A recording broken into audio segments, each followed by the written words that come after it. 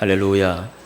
우리 사랑하는 교회 여러분, 오늘도 하나님께서 예배를 받으시고 또 우리에게 크신 은총 베풀어 주실 줄로 믿습니다. 우리 사랑하는 교회 여러분, 혹시 여러분 중에 그냥 오늘이 평범한 한 주일이신 분도 계실 수 있고요, 아니면 오늘은 정말 좀 중요하고 심각한 기도의 제목을 가지고 왔다 이러신 분들도 계실 수 있습니다. 그런데 여러분, 어떤 그 구체적인 기도의 제목을 가지고 계시더라도, 예를 들면 어떤 사업의 어떤 어려움이라든가, 하나님이 이번 주에 또 중요한 결정을 주셔야 된다든가, 아니면 육신의 질병으로 또 주님 앞에 엎드려 있다든가, 우리 사랑하는 교회 여러분, 이런 모든 그 기도의 제목들 가운데에서도 오히려 우리 하나님은 먼저 그의 나라와 그의 의를 구하라, 그리하면 이 모든 것을 더하시리라. 할렐루야. 그러니까 혹시라도 또 그런 기도의 제목을 가지신 분들도 오늘 이 말씀에 귀를 기울이면서, 그렇구나, 나의 삶에 먼저 이런 부분을 이루어가면서 하나님이 약속하셨거든요. 먼저 그의 나라와 그의 의를 구하라, 그리하면 이 모든 것을 더하시리라. 할렐루야. 기도도 그래요. 기도도 하나님께서 솔로몬에게 어느 날 나타나셔서 이렇게 말씀하셨습니다. 야, 무엇이든지 구해라, 내가 다 줄게. 도깨비 방망이처럼 그러셨어요. 열왕기상에 보면 무엇이든지 구하라.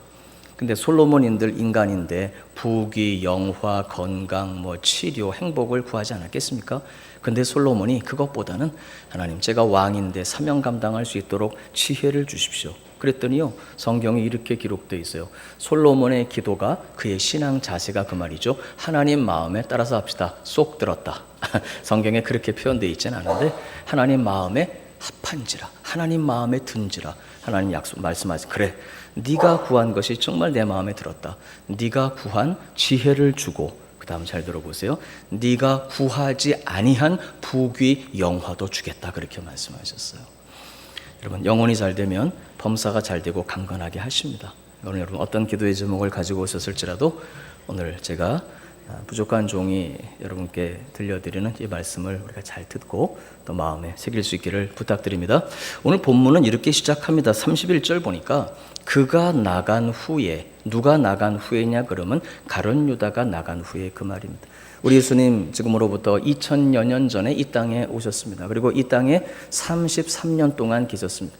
하나님이신 그분이 인간이 돼서 이 땅에 오셔서 33년 동안 사셨는데, 오늘 본문은 그 마지막 주간입니다. 33년의 세월을 마무리하시는 총결론, 마지막 주간입니다. 그리고 드디어 잡히시던 그날 밤에, 사실 잡히시기 전날 밤도 아닙니다.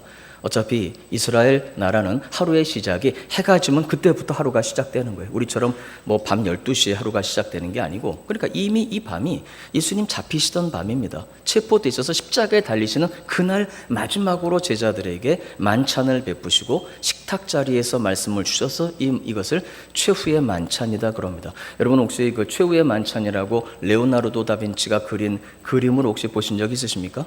근데 그 만찬 자리가 그랬을 거라고 생각하시면 안 됩니다. 그 그림은 보면 다분히 드라마 스타일로 그려져 있습니다. 여러분, 드라마 보세요. 이렇게 카메라가 이쪽에 있기 때문에 등 보이고 앉아있는 사람 없잖아요. 이렇게 그 식사할 적에 보면 다 둘러앉으니까 아마도 최후의 만찬을 마치시고 기념 촬영을 하신 것이다. 그렇게는 생각할 수 있지만, 최후의 만찬 자리가 둘러앉아서 식사하셨죠. 어떻게 12제자가, 사실 그 그림에는 가룟 유다도 있거든요. 13분이 일렬로 딱 이렇게 앉으셔갖고 식사하셨을 리는 없죠, 카메라 앞에서. 그러니까 그 자리는 어쨌든 둘러앉아서 사랑하시고 말씀을 나누셨던 최후의 만찬 자리인데, 드디어 그 최후의 만찬 자리에서 예수님이 이런 말씀, 야, 너네 조금 있다가 너희 중에 하나가 나를 팔 것이다. 그리고 조금 있다가 가룟 유다가 그 자리를 떠납니다. 오늘 본문 31절, 그가 나간 후에, 가룟 유다가 그 초유의 만찬 자리에서 나가고, 그러면 이제 몇 명의 제자가 남아있죠? 12명 제자 중에 1명 나갔으니까 몇 명이요? 11명의 제자가 남아있는데, 예수님께서 그들에게 말씀하십니다. 얘들아, 사실 지금 나로 말미암아 하늘 아버지께서 영광을 받으셨다. 하늘 아버지께서 영광을 받으셨기 때문에 예수님 말씀이 이제 나에게도, 인자에게도, 예수님 항상 자기를 인자, 사람의 아들이라고 표현하셨거든요. 인간으로 오셨기 때문에 아버지께서 영광을 받으셨으니까 나도 영화롭게 할 것이다. 할렐루야. 그러면 이제 너희들은 어떻게 될 거냐? 아직은 내가 잠깐 너희들과 며칠 더 있겠지만 얼마 후에 나는 승천해서 하나님께로 갈 것이다. 그리고 성령이 오시는데 성령님과 함께 너희는 어떻게 살 거냐. 이제 최종 결론입니다. 예수님 몇 년 생애의 최종 결론? 33년. 그 중에서도 제자들을 가르치신 지는 3년입니다. 3년이면 결코 짧은 세월이 아닌데 3년 동안 제자들을 가르치시고 사랑하시고 훈련하시고 그 마지막 결론입니다.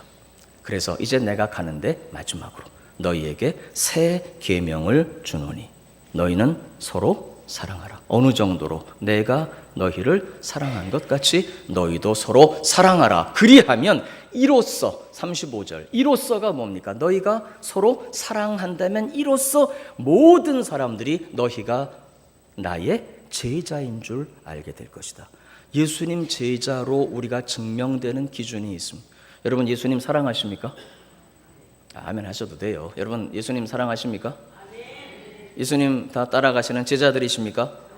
증명하라는 거예요. 오늘 본문 말씀 보니까 누구 앞에서? 하나님 앞에서도 하나님 앞에서지만 세상 사람들 앞에서 너희가 나의 제자라는 걸 증명해라. 부디. 그럼 어떻게 우리가 그 예수님 제자임을 증명할 수 있겠습니까? 오늘 본문 35절은 명확히 하십니다. 너희가 이 세 계명을 따라 너희가 서로 사랑하면 이로써 모든 사람이 세상이 너희가 나의 누구인 줄? 제자인 줄 알게 될 것이다.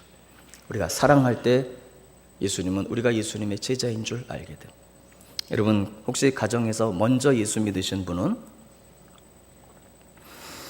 교회 다니시면서 사랑하는 사람으로 변화돼 가는 것을 다른 가족들이 보면 아 쟤는 교회 가서 예수의 제자가 됐구나 알게 된다 그 말이에요.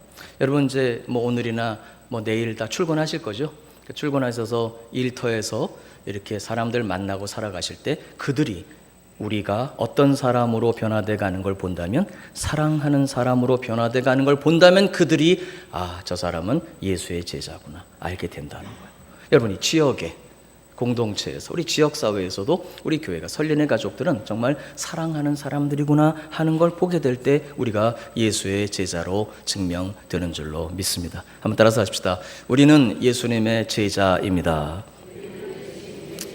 오늘 본문의 결론입니다. 너희가 서로 사랑하면 이로써 나도 그렇고 뿐만 아니라 세상도 너희가 나의 무엇임을 제자임을 알게 될 것이다. 여러분 우리는 예수님의 제자입니다. 할렐루야. 우리 사랑하는 교회 여러분, 모든 사람들은 다 인생의 성공을 꿈꿉니다.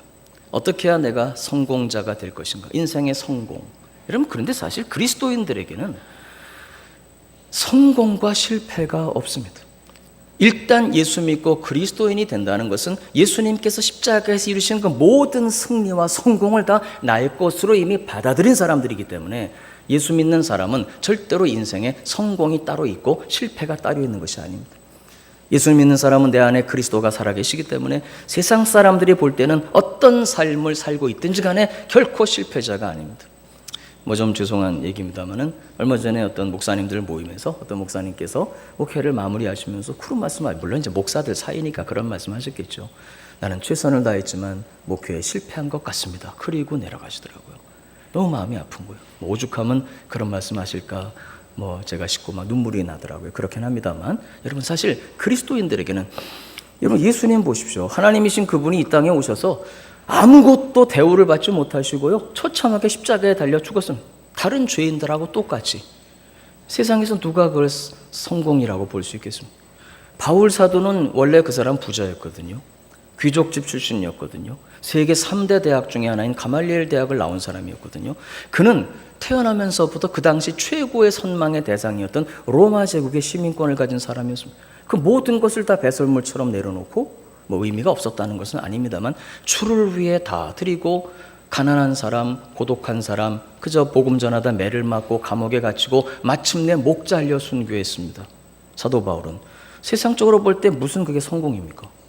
세상이 보는 것과 다릅니다. 그리스도인들의 삶의 기준은 여러분 그리스도인들은 내가 예수를 믿고 연약한 것 같지만 내 안에 주님이 살아계시는 한 그리스도인들의 삶에는 절대로 성공과 실패가 없는 줄로 믿습니다. 실패가 없고 굳이 이야기한다면 성공만 있고 다시 말하면 성공했냐 실패했냐 그게 아니라 우리는 모두 승리하는 삶을 사는 것만이 남아있는 줄로 믿습니다.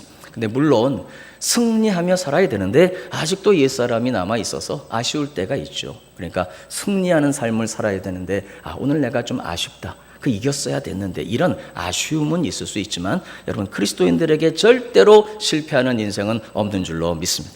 그러면 오늘 우리가 성공하는 인생을 이야기한다면 굳이 성공에 대해 말한다면 단 그리스도인으로서 성공하는 삶을 이야기한다면 이렇게 제가 말씀드릴 수 있습니다.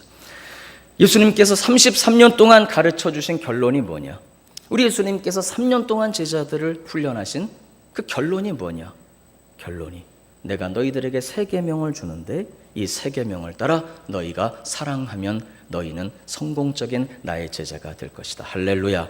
여러분 오늘 본문은 세상 사람들은 믿지 않을 겁니다. 그게 뭐냐? 그러나 아닙니다. 우리 주님이 우리를 가르쳐 주시고 본을 보이시고 치유하시고 사랑하시고 세워주시고 마지막 결론이 뭐냐? 바로 내가 너희들에게 그래서 세 계명을 주고 가는데 딱 하나 주셨습니다. 세 계명은 딱 하나밖에 없습니다. 너희가 서로 사랑하면 이로써 나뿐만 아니라 세상도 너희가 나의 무엇임을 제자임을 알게 될 것이다. 할렐루야. 결론부터 말씀드리면 여러분 이제 오늘 누구를 만나실 겁니까? 예배 끝나고 내일은 출근하셔서 누구를 만나십니까? 오늘 이따가 만나실 그분들을 여러분들이 사랑할 수 있다면 우리는 성공자가 되는 것입니다. 내일 늘 만나는 사람들이니까 이전에는 귀찮은 사람일 수도 있고 무관심했죠. 어차피 맨날 같은 회사 다니는 것 뿐이니까 무관심했던 사람, 아직도 미워했던 사람. 그런데 내가 예수 따라가는 제자구나. 그리고 내일 여러분들이 만나는 그분들을 눈을 한번 지극히 한번 만들어 보세요. 극한 사랑의 눈빛으로 옆에 분을 한번 바라보세요. 네, 그렇게 사랑의 눈빛으로 바라보고 속으로 한번 따라서 합시다. 나는 그리스도인이니까 이제 당신을 사랑합니다. 속으로. 내일 출근하세요. 오늘은 따라서 하시고 내일은 출근해서 속으로 이제 잘 섬기겠습니다. 할렐루야. 인생의 성공자가 됩니다. 그 사람이 예수의 제자요. 그 사람이 예수님께서 예수님의 기준으로 볼 때 최고의 성공자로 예수 따라가는 사람이 되는 줄로 믿습니다. 첫 번째, 우리 주님이 주고 가신 세 계명은 하나밖에 없습니다. 오늘 예수님께서 내가 너희에게 세 계명을 준다. 그러면 대답하지 말고 가만 계세요. 세 계명이 있으면 무슨 계명이 있을까요? 어떤 분들이 그래요. 헌 계명이 있고 낡은 계명이 있고 헌 계명, 낡은 계명이 아니라 따라서 합시다. 옛 계명. 옛 계명이 있어요. 성경은 옛 계명이 있고 새 계명이 있다 그렇게 말씀합니다. 이해하기가 쉽진 않은데 옛 계명을 흔히 율법이라고 부릅니다. 새 계명을 흔히 복음이라고 부릅니다. 그런데 사실은 예수님을 아직 믿지 않으시는 분들에게는 구약이고 신약이고 성경 전체가 다 율법입니다. 그런데 예수를 믿고 구원받은 저와 여러분에게는 구약이고 신약이고 모든 성경은 복음이 된 줄로 믿습니다. 그럼 구원받기 이전에 우리가 율법으로 대하는 성경은 무엇이냐? 여러분 사실 율법은 하나님께서 우리에게 주신 아름다운 법이지만 예를 들어 율법은 이런 것입니다. 내 하나님을 사랑하라. 그 다음에 내 부모를 공경하라. 그 다음에 살인하지 말라. 근데 예수님이 살인의 기준을 설명하셨어요. 형제를 미워하는 자는 이미 뭐한 것이다? 살인한 것이다. 간음하지 말라. 나는 간음 안 했는데요. 음란한 생각을 품으면 그것이 간음이다. 우상 숭배하지 말라. 나는 우상 숭배한 적이 없는데요. 마음에 탐심을 품으면 그것이 곧 우상 숭배다. 여러분 세상에서는 행위가 나타나야 그게 죄가 성립이 돼서 경찰이 잡아갑니다. 그러나 우리 하나님은 중심을 보십니다. 뭘 보신다고요? 마음을 보십니다. 여러분 그러니까 우리가 성경을 지켜서 복을 받으려고 처음에 교회에 오지만 이 성경을 딱 볼 때 그 말씀이 실제로 우리가 지킬 수 있는 거예요? 사실은 지킬 수 없는 거예요? 이게 지킬 수 없는 거예요. 형제를 미워하면 살인자가 되고 음란한 생각을 품기만 해도 간음한 자가 되고 왜 하나님은 중심을 보시니까 탐심을 품으면 우상 숭배자가 되고 아예 근본적으로 하나님을 사랑하고 이웃을 사랑하고 이게 주님의 뜻인데 우리는 근본적으로 자기 중심입니다. 절대로 하나님 중심으로 살지 못합니다. 절대로 이웃을 내 몸처럼 사랑 못합니다. 우리는 다 자기 중심. 우리가 얼마나 이기적인지 모릅니다. 그러니까 우리가 율법을 보면은 길이 없어요. 나는 죄인이구나. 그래서 여러분 로마서 3장 20절 한번 봅시다. 시작. 그러므로 율법의 행위로 그의 앞에 의롭다 하심을 얻을 육체가 없나니 율법으로는 죄를 깨달음이니라. 율법을 지켜서 천국 갈 수 있는 사람은 아무도 없습니다. 오히려 율법을 보고 우리는 내가 뭐라는 사실을, 죄인이라는 사실을 깨닫는 거예요. 근데 문제가 있습니다. 심각합니다. 이 부분만큼은 제가 좀 정색을 하고 심각하게, 성경은 굉장히 심각해 보이시죠? 네. 죄의 삭은 사망이라고 말합니다. 죄의 삭은 뭐라고요? 사망, 길이 없는 거예요. 우리는 다 율법을 보면은 죄 가운데 사망, 죽을 수밖에 없는 존재들이에요. 율법으로는 죄를 깨닫고, 그런데 감사한 것이 주님이 우리에게 길을 열어주셨어요. 너희가 율법을 지켜서 행할 수 없기 때문에, 그 모든 죄인이기 때문에 그 모든 죄를, 바로 그 죄를, 율법을 따라 죄로 정죄된 그 죄를 누가 다 지시고? 예수님이 다 지시고, 우리가 죽어야 되는 사망의 형벌을, 죄의 삭은 사망인데 예수님이 대신 죽으신 줄로 믿습니다. 우리는 그 예수를 믿음으로, 예수님이 해결하신 죄의 모든 문제, 그 공로를 우리가 받아들여서 우리는 믿음으로 구원을 받는 것입니다. 할렐루야. 성경은 그래서 율법이, 교회 좀 오래 다니신 분들은 율법이 우리를 그리스도에게로 인도하는 몽학 선생이다, 그렇게 말합니다. 축복받으려고 성경을 폈더니 이게 웬 말씀입니까? 구구절절이 나는 전부 죄인이 돼버린 거예요. 살 길이 없어요. 근데 또다시 율법은 우리에게 가리킵니다. 무엇을? 십자가를.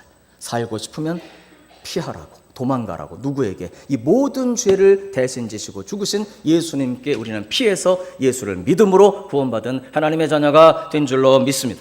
여러분, 우리는 아직도 죄가 있는 건 사실이지만 하나님은 더 이상 그것을 우리의 죄로 간주하지 않으십니다. 왜? 누가 이미 다 그 대가를 치르셨기 때문에, 예수님께서. 우리는 그래서 하나님이 보실 때는 죄가 없는 사람들인 것처럼 보여지게 돼요. 나타나게 되고, 바로 우리는 그 예수를 믿음으로. 가로치기를 해보면 율법의 행위로 우리가 구원받은 것이 아니라 행함으로 구원받을 수 없기 때문에, 그래서 그 죄를 지고 대신 죽으신 예수님을 나의 구주로, 한번 따라서 합시다. 믿음으로 우리는 구원받은 하나님의 자녀가 된 것입니다. 할렐루야. 이 사실을 믿어야 합니다. 언제까지나 우리의 삶을 보면서 내가 염치가 없지, 내가 부족하지, 내가 죄가 있어서 어떻게 천국 가겠나, 이렇게 근심만 하는 것은 하나님의 뜻이 아닙니다. 물론 근심해야 되고 이제 주의 뜻대로 살아야 되는 건 맞지만, 구원에 관해서만큼은 나 위에 대신 죽으신 예수님을 나의 구주로 믿고 영접했다면 이미 그 사람은 구원받은 사람입니다. 할렐루야. 하나님의 자녀가 된 것입니다. 이제 그런 분들에게 주님이 오늘 새 계명을 주십니다. 얘들아, 내가 너희에게 뭐를 주고 가는데? 새 계명을 주고 가는데, 그 새 계명이 뭐예요? 너희는 서로 사랑하라. 근데 사실은 하나는 아니고 두 개예요. 한번 말씀 한번 보실까요? 같이 봅시다. 마태복음 22장 38절에서 40절입니다. 어떤 율법사가 예수님께 와서 물었습니다. 마태복음 22장 38절에서 40절 한번 보시면,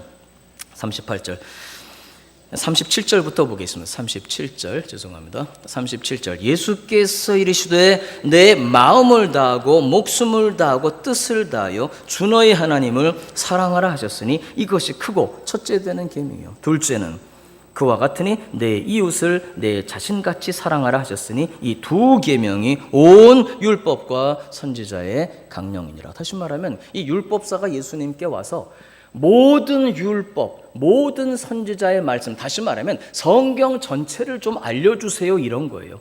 그랬더니 예수님께서 그래 알려줄게 그러시고 성경 전체를 가르쳐 주셨는데, 여러분 오늘 성경 전체 하면 한 5시간 걸리는데 괜찮으시겠어요? 3부 예배 때문에 안 된다고? 여러분은 공부하고 싶으시지만 3부 예배 때문에 안 되니까 제가 빨리 마쳐야 되겠죠. 예수님께서요, 성경 전체의 모든 계명을 두 가지로 요약해 버리셨어요. 몇 가지로? 두 가지. 여러분, 우리 기독교는 관계의 신앙입니다. 제가 늘 말씀드리죠. 우리 기독교의 삶은, 그리스도인의 삶은 두 가지의 관계로 구성됩니다. 전체가 다 그래요. 평생이. 첫째는 하나님과 나와의 수직적인 관계입니다. 두 번째는 성경에 여러 말씀이 많아도 따지고 보면 나와 다른 사람들 간의 무슨 관계? 수평적인 관계. 예수님께서는 이 두 개의 관계를 두 마디의 계명으로 요약해 버리셨습니다. 첫째, 하나님과 우리와의 수직적인 관계는 따라서 합시다. 마음을 다하고 뜻을 다하고 성품을 다하여 주 너의 하나님을 어떻게 하라? 사랑하라. 제가 늘 하는 얘기입니다만 돈 하나만 딱 가지면은 이것도 사고 저것도 사고 다 살 수 있는 것처럼 이런 비유가 적절하지는 않겠습니다만은 정말 하나님을 사랑한다면 그 사람은 성경에 기록되어 있는 하나님과 나와의 수직적인 계명을 다 지키도록 애쓰게 되어 있습니다. 어떻게 완벽하게 지키겠어요? 어차피 우리는 믿음으로 구원받은 사람들인데, 그러나 이제는 여러분 하나님을 사랑하기 때문에 하나님과 우리 사이에 규정된 계명들이 있습니다. 주의를 지키고 그 다음에 하나님을 섬기고 예배할 것이며 또 10의 1조를 드릴 것이며 또 주일 성수를 잘할 것이며, 여러분 하나님과 우리와의 관계 속에 규정되어 있는 모든 계명을 우리가 하나님을 정말 어떻게 한다면 사랑한다면 지키도록 힘쓰게 되어 있다 그 말. 두 번째, 수평적인 관계입니다. 나와 다른 사람들과의 모든 수평적인 관계는 그 관계가 누구 첫 번째 관계는 예수님이 분명히 10계명 중에서 5번째 계명을 이 두 번째 수평적인 관계에서는 첫 계명이라고 말씀하셨어요. 내 부모를 공경하라. 부모님으로부터 시작해서 아내와 남편, 가족들, 교회 성도들, 이제 내일 여러분 일터에서 만날 그분들 모든 사람들을 내 이웃을 내 몸처럼 어떻게 하라? 사랑하라. 여러분 그러니까 사실 예수님께서 우리에게 주신 이 세 계명은 두 개의 관계예요. 첫째는 하나님을 사랑하고 두 번째는 이웃을 사랑하고. 여러분 그런데 지금 이 최후의 만찬 자리에서 예수님 앞에 몇 명이 앉아 있다고요? 몇 명이? 이미 가룟 유다는 나갔으니까 몇 명이? 그 11명의 제자들은요 이미 얘들아 너희 나를 사랑하냐? 예 사랑합니다 주님. 아버지를 사랑하냐? 사랑합니다 주님. 수직적인 하나님 사랑과 이웃 사랑 중에서 이미 하나님은 사랑한다고 고백한 제자들 몇 명이? 11명이 앉아있는. 그러니 그들은 이미 누구는 사랑한다고 했으니까, 누구는 사랑한다고? 하나님은 사랑한다고 했으니까 남아있는 세 계명은 하나밖에 안 남는 거예요. 하나님은 사랑하니까 그렇다면 이제는 너희가 어떻게 할 것이다? 서로 사랑할 것이다. 내 이웃을 내 몸처럼 사랑할 것이다. 우리 사랑하는 교회 여러분, 요한일서 4장 20절 보면 누구든지 하나님을 사랑하노라 하고 그 형제를 미워하면 이는 거짓말하는 자니 보는 바 그 형제를 사랑하지 아니하는 자는 보지 못하는 바 하나님을 사랑할 수 없느니라. 눈에 보이는 형제를 사랑하지 못하는 사람이 보이지 않는 하나님을 사랑할 수 없다 이렇게 되어 있습니다. 여러분 하나님 사랑이 먼저입니까? 이웃 사랑이 먼저입니까? 제가 늘 하는 얘기지만 원리적으로는 하나님 사랑이 먼저입니다. 그러나 그 하나님을 정말 사랑하는지 검증하는 길은 요한일서 4장 20절입니다. 보이는 형제를 사랑하지 못하는 사람이 보이지 않는 하나님을 사랑할 수 없다. 여러분 우리 사랑해야 될 줄로 믿습니다. 그래서 그 중에 제일은 사랑입니다. 고린도전서 13장 11절 13절 보니까 내가 어렸을 때에는 말하는 것이 어린아이와 같고 깨닫는 것이 어린아이와 같고 생각하는 것이 어린아이와 같다가 장성한 사람이 되어서는 어린아이의 일을 버렸노라. 고린도전서 13장 12절 같이 봅니다. 우리가 지금은 거울로 보는 것 같이 희미하나 그때에는 얼굴과 얼굴을 대하여 볼 것이요 지금은 내가 부분적으로 아나 그때에는 주께서 나를 아신 것 같이 우리가 온전히 알리라. 여러분 어린아이와 같은 신앙이 있는데 그때에는 주께서 나를 아신 것처럼 우리도 온전한 신앙에 이르도록 신앙의 성숙을 이야기합니다. 어린아이와 같은 신앙, 내가 깨닫는 것도 어린아이와 같고 아는 것도 어린아이와 같고 생각하는 것도 어린아이와 같지만 장성한 사람이 되어가면 그 사람은 이렇게 된 그런즉 믿음, 소망, 사랑 이 세 가지는 항상 있을 것인데 그 중에 제일은 사랑이라. 여러분 믿음의 성숙을 이루어가는 사람은 보는 관점이 달라지는 것입니다. 우리가 믿음이 어렸을 때에는 여전히 예수를 믿으면서도 그래서 이루고자 하는 소원이 땅에 속한 것들입니다. 부귀, 영화, 명예, 장수 그런 것들을 원합니다. 그러나 믿음이 성장해 가면서는 그 모든 것을 간직하고 오히려 그 모든 것을 하나님이 더하여 주실 줄로 믿으면서 바로 항상 있을 것, 영원한 것 그것을 바라보는 것입니다.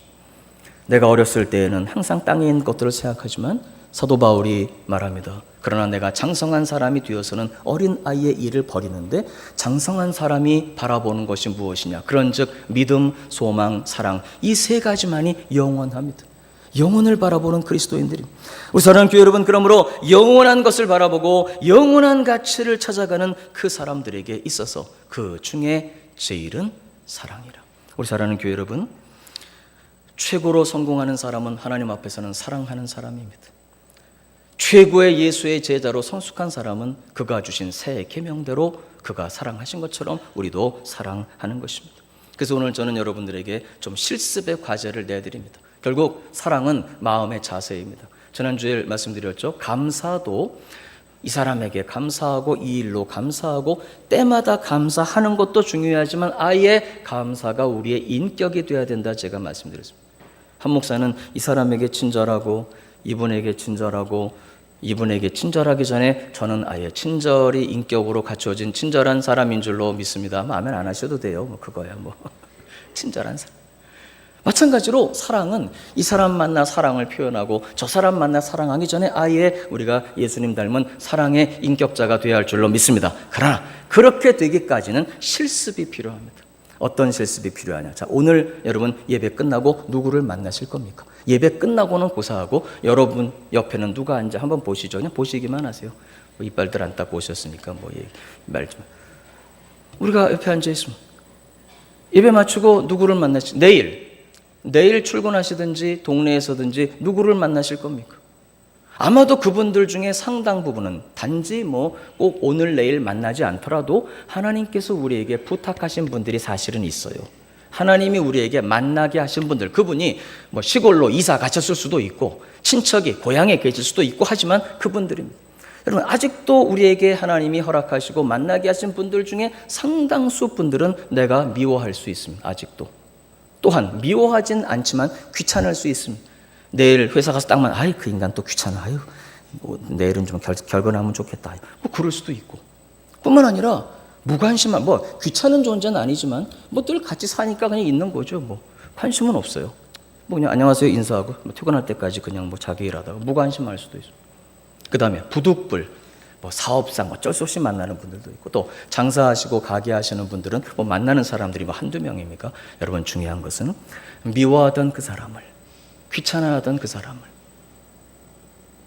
무관심하던 그 사람을 그래서 사업적으로만 만나던 그 사람을 한번 따라서 합시다. 내가 주님이 나를 사랑하신 것처럼 당신을 사랑합니다 라고 한다면 우리는 드디어 영혼을 살아가는 예수의 제자의 반열에 서는 것입니다.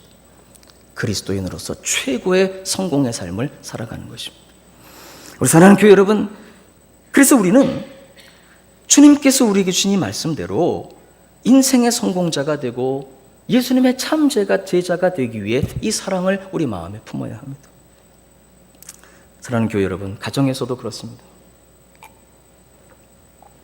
남편, 뭐 이제는 뭐 그냥 사는 거지 뭐 벌써 몇십 년 살았는데 그러지 말고 그냥 뭐 표현을 안 하셔도 돼요. 마음속으로 여보 사랑합니다. 시작. 마음속으로 하시라니까. 남편입니다. 아이 뭐 그냥 살다 보니까 뭐 정들어서 사는 거지. 그러지 말고 사랑을. 자녀들이야 뭐 사랑하라고 안 해도 사랑하니까 뭐 그건 굳이 얘기할 필요가 없고 부모님 그냥 모시는 거지 뭐 배우자의 부모님 사랑할 수 있기를 바랍니다. 할렐루야. 사랑. 내일 일터에서 만나는 분들 귀찮고 무관심하고 그러지 말고 사랑하기를 원하십니다. 어느 정도까지 사랑하냐 그러면 우리는 영원을 살아가는 사람들이니까 그 영원을 함께 살 수 있도록 복음을 전하기까지 사랑하는 것입니다. 최고의 사랑은 영생을 함께 누리는 것입니다. 복음을 전하기까지. 우리 사랑하는 교회 여러분, 그런데 여기까지만 설교를 들으시면 굉장히 마음이 좋을 수도 있습니다. 왜냐하면 뭐 어차피 낭만적인 이야기니까. 그런데 사실 오늘 저는 여러분께 무슨 낭만적인 그다음에 인간의 어떤 이상적인 여기까지만 얘기를 한다면 저는 윤리 선생이 돼 있을 것입니다. 어차피 제가 윤리 선생 자격증이 있으니까 중고등학교. 그렇지 않습니다. 우리 사랑하는 교회 여러분, 두 번째 바로 이 사랑의 매뉴얼을 주님은 우리에게 주십니다. 정말 예수 따라가는 제자로 사랑한다면 이 사랑에 대해서 주님은 분명히 말씀하십니다. 그 사랑은 섬김이라고 말씀합니다. 섬깁시다. 뭐 평범한 말이죠. 뭐 당연한 얘기죠. 그게 아닙니다. 이 단어가 굉장히 심각합니다. 여러분, 진정한 사랑이 여기에 있습니다. 우리말로는 사랑이라고 번역되지만 여러분 원래 이 신약 성경은 헬라어로 기록이 되어 있습니다. 그리스라는 나라의 언어인데요. 2000년 전에는 헬라어가 세계 공용어였기 때문에 예수님께서도 하신 모든 말씀들이 사실은 헬라어로 번역되어 기록되어져 있습니다. 최초의 성경을 하나님은 어떤 언어로 쓰셨다고요?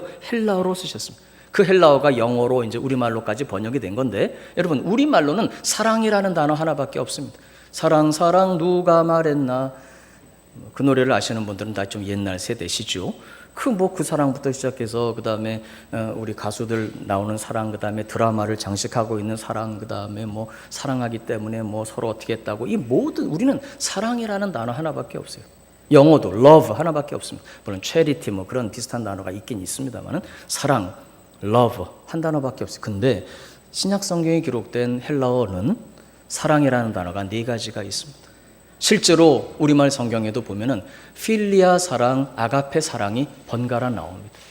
여러분, 예를 들어서 베드로와 예수님의 마지막 대화가 있습니다. 요한의 아들 시몬아, 마지막 부활하신 주님이 갈릴리 바다에서 고기 잡던 베드로를 다시 만나십니다. 요한의 아들 시몬아, 네가 나를 사랑하냐? 베드로가 뭐라 그랬죠? 예, 제가 주님 사랑하는 줄 주님께서 아십니다. 우리말로는 둘 다 사랑이라고 번역되어 있지만 아닙니다. 예수님은 아가페라는 단어를 쓰셨습니다. 아가파스의 동사형으로 베드로야 너 나를 아가페 사랑하냐. 근데 베드로도 낯짝이 있지요. 벼룩도 낯짝이 있지. 제기라 그래서 죄송해요. 목사가 그런 말씀은 안 되는데 또 원로 목사님 또 혼나겠네. 여러분, 그래서 여러분, 불과 며칠 전에 예수님을 맹세하며 저주하며 모른다고 부인했던 베드로가 어떻게 아가페는 어떤 사랑이냐 그러면 신적인 사랑, 무조건적인 사랑이거든요. 하나님의 사랑, 조건 없는 사랑, 희생의 사랑, 헌신의 사랑, 그 단어를 쓸 수가 없죠. 근데 필리아 사랑은 어떤 사랑이냐 그러면 다분히 인간적인 사랑, 물론 좋은 거예요. 친구 간의 우정, 좋아요 나빠요? 우정, 인간적인 사랑이에요. 베드로는 필리아라는 단어를 씁니다. 필로세, 주님, 그렇습니다. 제가 주님을 필리아 사랑. 두 번째도 똑같아요. 요한의 아들 3번 물으셨거든요. 요한의 아들 시몬아, 네가 나를 아가페 사랑하냐 그랬더니 베드로가 또다시 예, 제가 주님을 필리아 사랑합니다, 이렇게 대답해요. 근데 3번째는 달라요. 예수님께서 아예 수준을 누구 수준으로 낮추셨다? 시작. 베드로 수준으로 낮추셨어요. 요한의 아들 시몬아, 네가 나를 필리아 사랑하니? 베드로가 그때는 근심하면서도 조금 마음을 놓죠. 예, 제가 주님을 필리아로 사랑합니다. 성경이 이 사랑이 달라요. 에로스 사랑은 관능적입니다. 좀 정욕적입니다. 불타는 남녀 간의 사랑입니다. 그러나 이 에로스 사랑도 반드시 나쁜 것만은 아니에요, 성경에. 여러분, 청춘 남녀가 사랑할 때 불같은 사랑, 물론 이제 마음으로, 삶으로만, 그 나쁘다고 할 수 없죠. 부부 간에도 에로스 사랑, 불타는 사랑이 있어야죠. 그러니까 이 에로스 사랑은 낭만적이에요. 반드시 나쁜 것만은 아니에요. 그러나 이 에로스 사랑은 정욕적으로 얼마든지 탐닉적으로 잘못될 수 있습니다. 중요한 것, 에로스의 사랑은 독점적입니다. 배타적입니다. 거기에 스토르게라는 사랑은 뭐냐 그러면 가족 간의 사랑이에요. 혈육의 사랑. 부모가 자녀를 사랑하는 거. 여러분, 부모가 자녀를 사랑하지요. 사랑하라고 안 해도 사랑하죠. 이런 사랑. 근데 여러분, 이 사랑도 좋은 겁니다. 부모가 자녀를 사랑하고 혈육 간에 사랑하지만 이 사랑도 배타적입니다. 내 자식이니까 사랑하는 거지 남의 자식은 관심이 없습니다. 배타적인. 또한 욕구가 투영될 수 있습니다. 내가 못한 건 네가 좀 이루어라. 욕구도 투영될 수 있는 인간적인 사랑입니다. 필리아 사랑은 아까 말씀드린 것처럼 우정의 사랑이기 때문에 이거는 배타적이진 않습니다. 왜? 내 자식만은 아니고 내 연인만도 아니고 친구는 많을 수 있으니까. 필리아 사랑, 서로 간에 사랑하는 좋은 겁니다. 아름다운 우정의 사랑. 그런데 공통점이 있습니다. 에로스나 스토르게나 필리아는 전부 다 조건적인 사랑입니다. 그렇기 때문에 그가 나한테 잘해주니까 조건적인 사랑. 거기에 비해서 아가페 사랑은 다릅니다. 아가페의 사랑은 바로 이 사랑은 헌신적인 것이며 희생적인 것이며 조건이 없는 사랑이며 바로 이것은 무조건적인 사랑이며 하나님만이 가지고 계신 사랑이며 오직 베풀어 주시는 사랑이며 무한한 사랑이며 대상을 차별하지 않는 사랑이며 편치 않는 사랑이며 끊임없는 사랑입니다. 욕망이나 소유를 사랑이라고 일컫는 것이 아니라 오히려 헌신하며 희생하며 섬기는 것입니다. 예수님께서 우리에게 부탁하신 너희가 서로 사랑하라고 하신 말씀은 바로 이 사랑입니다. 여러분, 그렇기 때문에 이 사랑은 인간이 노력한다고 되는 것이 아닙니다. 주님이 우리에게 명령하신 희생과 섬김과 헌신이라는 말은 좋지만 이거는 인간에게는 힘쓰고 애쓰면 할 수 있는 어려운 것이 아니고 불가능한 것입니다. 왜? 인간은 근본적으로 자기중심이기 때문입니다. 인간은 철저하게 자기중심입니다. 절대로 남을 헌신하며 희생하며 우리가 그런 모습들을 갖출 수는 있지만 주님이 원하시는 이런 아가페의 사랑을 우리 스스로의 힘으로는 할 수 없습니다. 우리 모든 존재를 다 나를 위해 그들이 있다고 믿습니다. 내가 그를 위해 있다는 것은 힘듭니다. 스토르게의 사랑, 부모가 자녀를 향한 사랑을 제외하고는 내가 그를 위해 있다는 이 섬김은 근본적으로 인간의 의식은 불가능하게 되어 있습니다. 우리 사랑하는 교회 여러분, 용서가 중요합니다. 아가페 사랑의 대표적인 것이 용서입니다. 우리 주님은 용서에 대해서 의외로 많은 말씀을 하십니다. 예수님께서 주기도문을 가르쳐 주신 이후에 유일하게 보충 설명을 하십니다. 너희가 사람의 잘못을 용서해야 된다. 그들을 용서하지 아니하면 나도 너희 잘못을 아버지께서도 용서하지 않으리. 에베소서 4장 32절 보니까 서로 불쌍히 여기며 용서하기를 하나님이 그리스도 안에서 너희를 용서하심과 같이 하라. 우리 사랑하는 교회 여러분, 용서할 때 비로소 이 사랑이 우리를 자유케 합니다. 내가 그 사람을 용서하지 못하고 있을 때 그 사람은 이미 멀리 있습니다. 떠나갔습니다. 그러나 내가 그를 용서하지 못한다면 여전히 나는 그 사람에게 매여 있는 것입니다. 내가 그를 용서하지 못하고 여전히 내 안에 한으로 품고 있을 때 그는 멀리 떠나가고 나와 함께 있지 않지만 지금도 그는 나를 붙잡고 있는 거예요. 나는 거기에 매여 있어 절대로 행복하지 못합니다. 여러분, 용서할 때 나의 심령이 자유하게 된다는 것을 믿으시기 바랍니다. 더 이상 과거에 매이는 사람이 아니고 앞을 향해 나아갈 수가 있습니다. 여러분, 섬길 때 바로 그것이 우리를 예수님 닮게 하시고 가장 행복한 사람으로 만들어줍니다. 그러나 문제는 사랑이 이와 같이 섬김이지만 예수님은요, 섬길 때 이렇게 된다고 말씀하셨어요. 요한복음 15장 11절에서 14절 보면 내가 이것을 너희에게 이름은 내 기쁨이 너희 안에 있어 너희 기쁨을 충만하게 하려 함이라.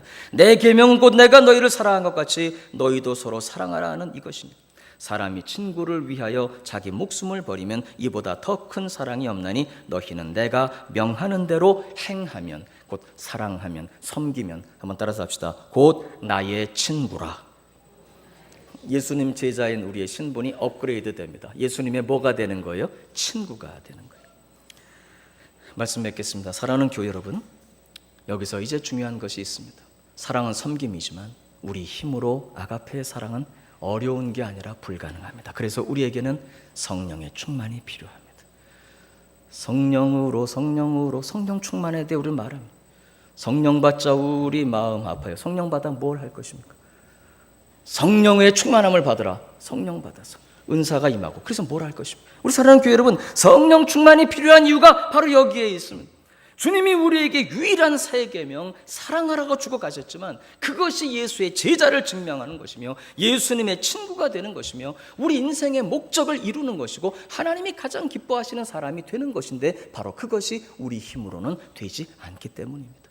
내 힘으로는 안 되고 내 안에 계신 성령의 능력으로 우리는 기적을 이루는 사람들이 되어지는 것입니다. 우리 사랑하는 교회 여러분, 용서도 우리 힘만으로는 안 됩니다. 섬긴다는 것도 말이 그렇지 당신이 섬기는 건 좋아 보이지만 내가 섬기긴 어렵습니다. 여러분, 인간의 본성은 철저하게 자기중심이기 때문에 그러나 오늘 주님께서 우리에게 사랑하라고 주시는 이 명령은 우리 인생의 액세서리가 아닙니다. 하면 좋지만 없으면 어쩔 수 없는 게 아니라 바로 이것이야말로 신앙의 본질이며 예수 따라가는 제자의 필수적인 길이기 때문에 우린 이 말씀을 반드시 순종해야 돼요. 그러나 우리는 사랑할 수 있는 능력이 없습니다. 다 조건적인 사랑밖에는 할 수 없습니다. 때문에 사랑밖에는 할 수 없습니다. 불구하고의 사랑을 우리는 결코 이룰 수가 없기 때문에 우리는 하나님의 능력을 필요로 하는 것입니다. 그래서 우리는 기도해야만 합니다. 성령 충만을 받아야 하는 것입니다. 우리 사랑하는 교회 여러분, 성령의 능력으로 불가능이 가능하게 됩니다. 우리 하나님은 죽은 자를 살리신다, 없는 것을 있는 것처럼 부르신다, 기적을 이루신다. 여러분, 기적 중에 기적이 뭡니까? 병이 낫는 것도 물론 기적이지만 우리가 질병이 낫는다고 해서 물론 질병의 치유는 하나님의 능력입니다. 우리 교회는 요즘 기도를 좀 많이 우리가 하고 있죠. 중보 기도회도 이제 앞으로 열리고 또 저녁에 직분자들 다 모여 기도하고 하는데 요즘 치유를 위한 기도 우리 많이 합니다. 나는 치유의 능력을 믿습니다. 할렐루야. 그러나 가장 근본적인 질병은 사망입니다. 나사로는 심지어 죽은 자 가운데 부활했지만 우리는 한 번 죽지만 나사로는 또 죽었으면 2번 죽는 것입니다. 근본적으로 육신의 질병은 우리 주님이 다시 오시는 그날까지는 해결될 수 없습니다.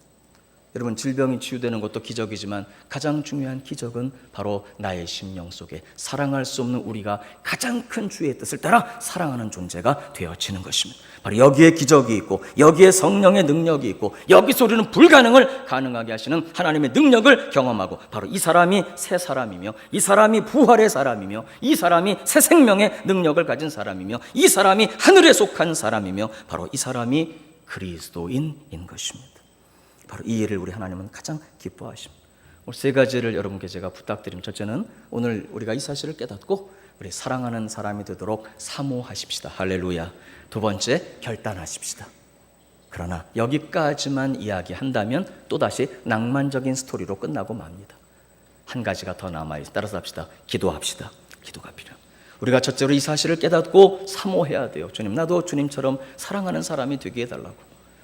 결단해야 됩니다. 이제는 내가 미워할 것이 아니라, 못마땅할 것이 아니라, 귀찮아할 것이 아니라, 무관심할 것이 아니라 내가 사랑하기로, 그저 부득불 만나는 그런 존재가 아니라 하나님이 나에게 만나게 하신 이상 사랑하기로 결단해야 됩니다. 그러나 여기까지만 가지고도 안 됩니다. 여러분, 주님 앞에 간절한 기도로 성령의 충만을 사모하고 드디어 성령께서 우리에게 그 능력을 부어주십니다. 예수님 말씀하셨습니다. 밤낮 부르짖는 택하신 자들에게 어찌 성령을 주시지 아니하시겠느냐.